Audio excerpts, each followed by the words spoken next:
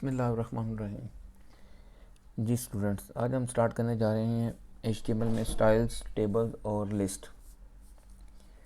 Styles basically use किए जाते हैं अगर आपने कोई फॉर्मेटिंग वगैरह करनी हो, लाइक फ़ॉन्ट का कलर चेंज करना हो, फ़ॉन्ट का स्टाइल चेंज करना हो, फ़ॉन्ट की फेस वैल्यू चेंज करनी हो, फॉर्मेटिंग वगैरह के लिए हम लोग स्टाइल यूज़ करते हैं। इसी तरह अगर आपने कोई चीज़ टेबलेटेड फॉर्म में देनी है, टेबलेटेड फॉर्म मीन्स अगर आपने कोई चीज़ रोज़ एंड कॉलम्स की फॉर्म में शो करवानी है तो उसके लिए हम लोग टेबल यूज़ करते हैं। और लास्टली हम देखेंगे लिस्ट। अगर आप लिस्ट हमारी दो तरह की होती हैं, अगर आपने कोई बुलेट लिस्ट लगानी हो या नंबर लिस्ट लगानी हो तो वो किस तरह से हम HTML में लगाएंगे। तो ये सारी चीज़ें हम देखते हैं। तो स्टार्ट करते हैं स्टाइल से। बेसिकली जो HTML के स्टाइल्स हैं, ये मैं थोड़ा सा स्लाइड्स ओपन कर लूँ। HTML के जो स्टाइल्स हैं वो किसी न किसी एलिमेंट, किसी न किसी एट्रीब्यूट के साथ सेट किए जाते हैं। फॉर एग्ज़ाम्पल यहाँ पर देखिए, हमारे पास अगर बॉडी का टैग है तो हम बॉडी का अगर बैकग्राउंड सेट करना चाहते हैं तो हम लिखेंगे बॉडी टैग की ओपनिंग के अंदर हम लिखेंगे स्टाइल का name, style is equal to background dash colour, ये उसका नेम है, और कॉलन के बाद हम उसकी वैल्यू बताएंगे। सो सिंटैक्स इसका क्या बनेगा, टैग नेम, टैग की ओपनिंग के अंदर style is equal to style की प्रॉपर्टी और फिर उसकी वैल्यू। प्रॉपर्टी हम सेट करते हैं कॉलन के साथ और वैल्यू के बाद हम सेमी कॉलन लगाते हैं for the purpose of termination. तो ये इसका सिंटैक्स है। अप्लाई करके देखते हैं स्टाइल को। सबसे पहले स्टाइल को बॉडी पे ही अप्लाई करके देखते हैं, फिर हम हेडिंग में अप्लाई करके देखेंगे, फिर हम पैराग्राफ में अप्लाई करके देखते हैं स्टाइल को। तो हम लोग यूज़ करते हैं नोटपैड एडिटर, यूज़ कर लेते हैं फॉर दैट पर्पज़। ओके जी, बेसिक स्ट्रक्चर हमारा सेम वही है जो हम पहले यूज़ कर रहे हैं। हम लोग HTML के ब्लॉक बनाएंगे सबसे पहले। HTML ब्लॉक के बाद फिर हम बनाएंगे हेड का ब्लॉक। हेड के बाद होगा हमारा बॉडी का ब्लॉक, और बॉडी ब्लॉक के अंदर हम फिर सारे के सारे फर्दर एलिमेंट्स शो करेंगे।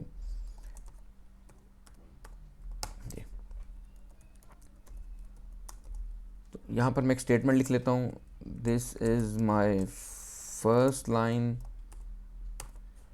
और मैं इसको एज अ हेडिंग यूज़ कर लेता हूँ H1, और इसको मैं यहाँ पे क्लोज भी कर देता हूँ। और अब मैं यहाँ पर स्टाइल अप्लाई करने लगा हूँ बॉडी के अंदर।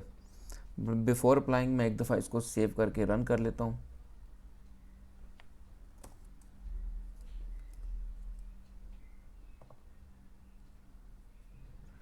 style.html और ऑल फाइल्स।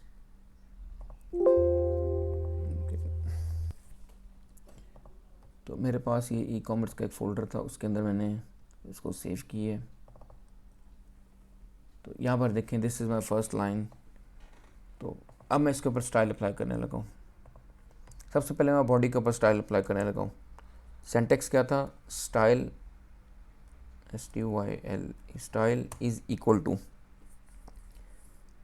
हमने यहाँ पर प्रॉपर्टी का नाम लिखना है। प्रॉपर्टी फॉर एग्जांपल मैं बैकग्राउंड चेंज करने लगा हूँ, बैकग्राउंड डैश, और हम कोशिश करते हैं कि ये सारा कुछ डबल कोट्स में लिखें। प्रॉपर्टी और इसकी वैल्यू हम कोई भी रख लेते हैं। फॉर एग्जांपल मैं इसका कलर कर देता हूँ पिंक। तो इसको अप्लाई करके देखते हैं। मैं पेज को रिफ़्रेश करता हूँ तो यहाँ पर देखिए बॉडी का कलर सेट हो गया। इसी तरह अगर आप यही स्टाइल, सेम यही स्टाइल अगर आप अप्लाई करते हैं हेडिंग के ऊपर, और हेडिंग का कलर, चलिए मैं इस दफ़ा इसका कलर कर देता हूँ येलो। आप देखिए जहाँ पर हेडिंग अप्लाई हुई है उसका कलर वहाँ पर येलो हो गया। अच्छा, बैकग्राउंड कलर्स के अलावा इस हमारे पास और भी स्टाइल्स अवेलेबल हैं।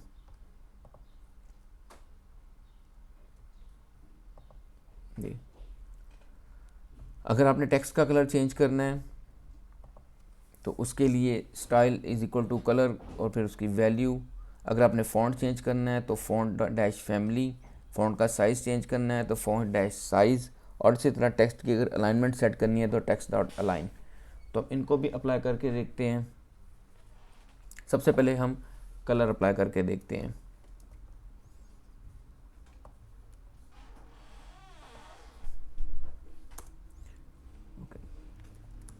कलर कॉलन जो भी आप इसका कलर रखेंगे,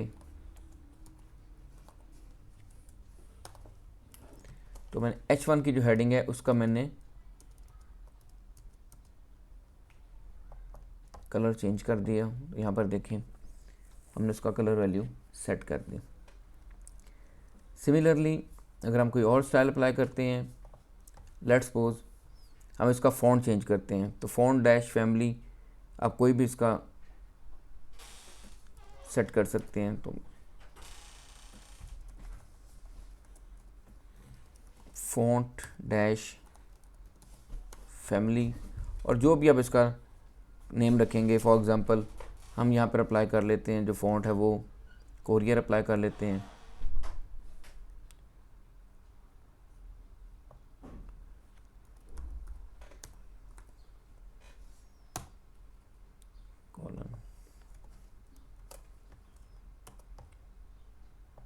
तो यहाँ पर देखें मेरा फ़ॉन्ट का जो कलर है वो और फ़ॉन्ट का जो स्टाइल है वो चेंज हो गया।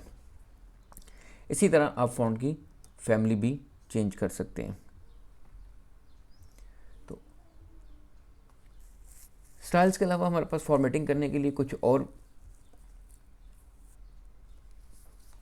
एट्रीब्यूट्स भी या कुछ और एलिमेंट्स भी अवेलेबल हैं। जैसे बी है, बी बोल्ड करने के लिए, और फिर इसका एक ऑल्टरनेट स्ट्रॉन्ग है, अब उसको यूज़ कर सकते हैं। आई को यूज़ कर सकते हैं, EM या इटैलिक के लिए यूज़ किया जाता है। स्मॉल है, मार्क है, डेल, इंसर्ट, सबस्क्रिप्ट में अगर कोई चीज़ लिखनी हो, अगर सुपरस्क्रिप्ट में कोई चीज़ लिखनी हो, जैसे हम अक्सर देखते हैं मैथमेटिक्स के अंदर।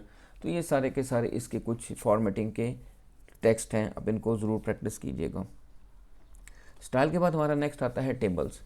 टेबल्स क्या है? टेबल बेसिकली अगर हम टेबल को डिफाइन करें तो it is a combination of rows and columns.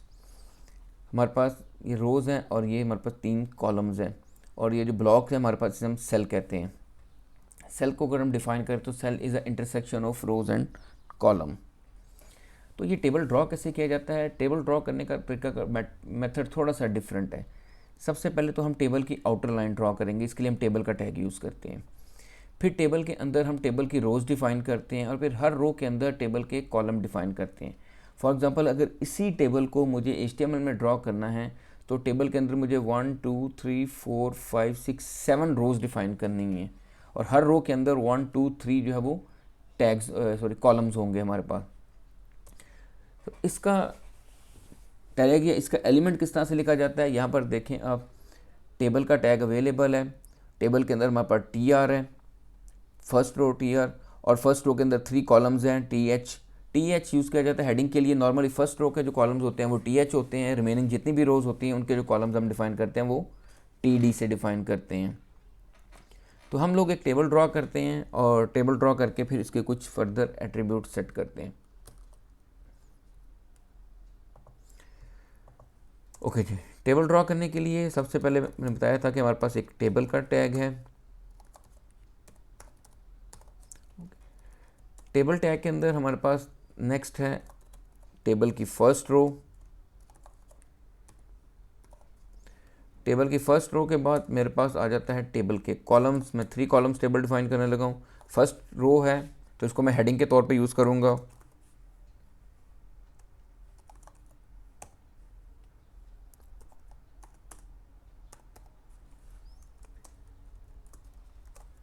First row का second column and then first row का थर्ड कॉलम।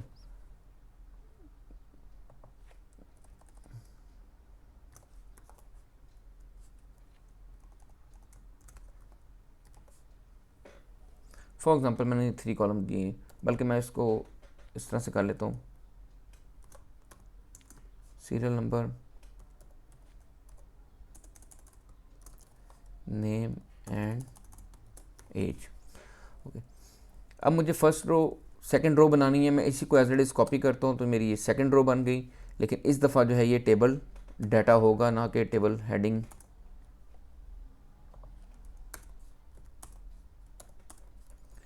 और मैं यहाँ पर इसका डाटा जो है वो डिफाइन करूँगा।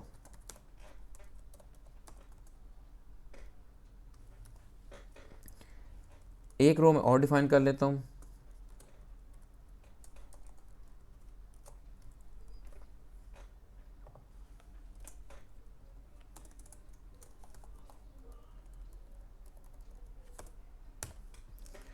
ओके, अब हम इसको रन करके देखते हैं। तो यहाँ पर देखिए मेरे पास एक टेबलेटेड फॉर्म में मेरे पास डाटा अवेलेबल है। ओके, मैं इस टेबल का एक बॉर्डर सेट करता हूँ ताकि ये कैटेगोरिकली क्लियरली इसका पता चल सके। बॉर्डर आप डायरेक्ट भी लगा सकते हैं, बॉर्डर आप स्टाइल के थ्रू भी लगा सकते हैं। यहाँ पर एक चीज़ याद रखिएगा, टेबल बाय डिफ़ॉल्ट जो होता है वो नो बॉर्डर, यानी कि उसका बॉर्डर वैल्यू 0 होती है।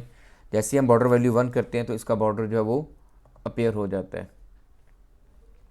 और आप इस बॉर्डर की थिकनेस को सेट कर सकते हैं अकॉर्डिंग टू, जैसे जैसे नंबर इंक्रीज़ करते जाएंगे इसकी बॉर्डर की थिकनेस जो है वो इंक्रीज़ होती जाएगी।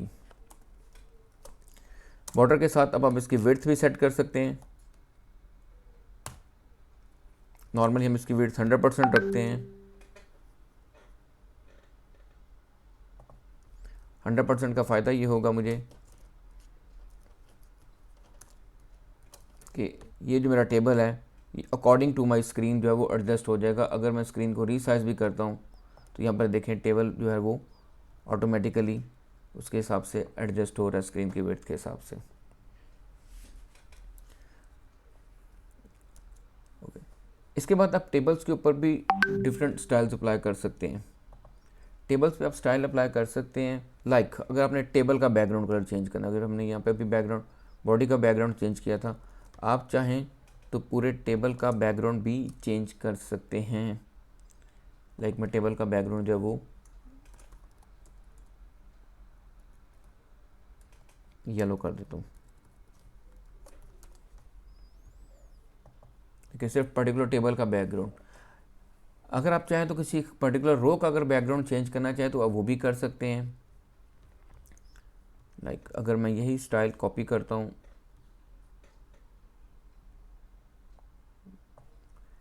कलर तक और मैं इसको अप्लाई करता हूँ टेबल की फर्स्ट रो के ऊपर, और मैं इसका कलर कर देता हूँ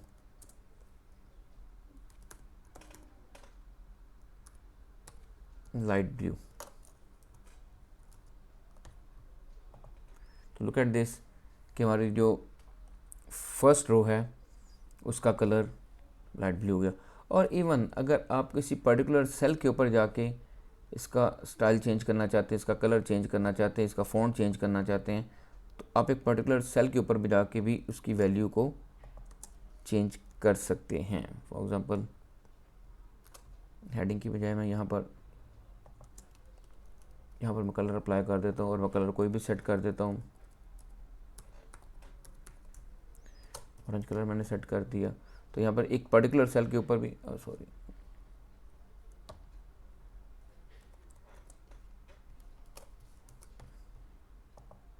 एक पर्टिकुलर सेल के ऊपर देखिए मैंने इसका कलर चेंज कर दिया। तो इस तरह से आप टेबल ड्रॉ करते हैं। टेबल के बाद हमारे पास नेक्स्ट जो फीचर है वो है लिस्ट का। टेबल के यहाँ पर आप देख रहे हैं टेबल की और कुछ एग्जांपल्स भी हैं। टेबल बॉर्डर जो है वो अगर आपने सेट करना हो तो उसके लिए भी आप सेट कर सकें। बॉर्डर जैसे मैंने आपको सेट किया, यहाँ पर टेबल का स्टाइल के थ्रू भी विड्थ सेट की जा सकती है। मैंने वैसे विड्थ सेट कर ली थी। यहाँ पर एक एग्जांपल कोड की गई है।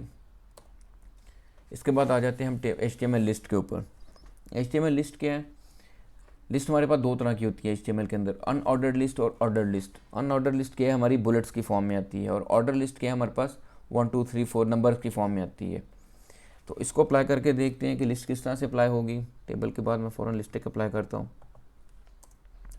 ओके, सबसे पहले मैं अनऑर्डर्ड लिस्ट जो है वो अप्लाई करता हूँ। इसके लिए मुझे UL का ब्लॉक है और UL के ब्लॉक के अंदर मेरे पास लिस्ट वैल्यूज़ जिसे हम कहते हैं लिस्ट इंडेक्स LI, और इस LI में हम जो कुछ भी लिखेंगे वो हमारी लिस्ट फॉर्म में आ जाएगी। फॉर एग्ज़ाम्पल मैं यहाँ पे कुछ सिटीज़ के नाम लिख देता हूँ। लाहौर ये मेरी लिस्ट में पहला है।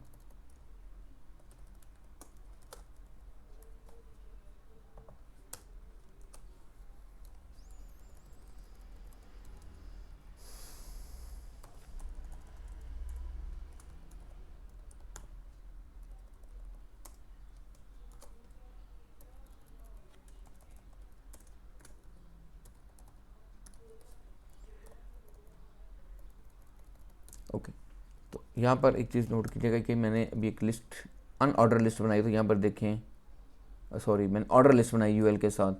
तो यहाँ पर आप देखिएगा कि 1 2 3 के साथ उसने वो लिस्ट जनरेट कर दी। अगर मैंने अनऑर्डर लिस्ट बनानी है तो इसके लिए मुझे यूएल का टैग यूज़ करना पड़ेगा। तो मैं इसी ब्लॉक को कॉपी करता हूँ एज इट इज़, और यूएल की जगह पर, ओएल की जगह पर मैं यूएल सेट कर देता हूँ। तो यहाँ पर देखिए मेरे पास 2 लिस्टें बन गई, एक 1 2 3 के साथ और एक बुलेट्स के साथ। तो ये थे स्टूडेंट्स हमारे आज के इम्पॉर्टेंट टैग्स, जिसके अंदर हमने देखा कि स्टाइल्स कैसे सेट किए जाते हैं, जिसमें हमने देखा टेबल्स कैसे बनाए जाते हैं, और फिर हमने देखा कि HTML की जो लिस्ट है वो किस तरह से क्रिएट की जाती है। Thank you very much.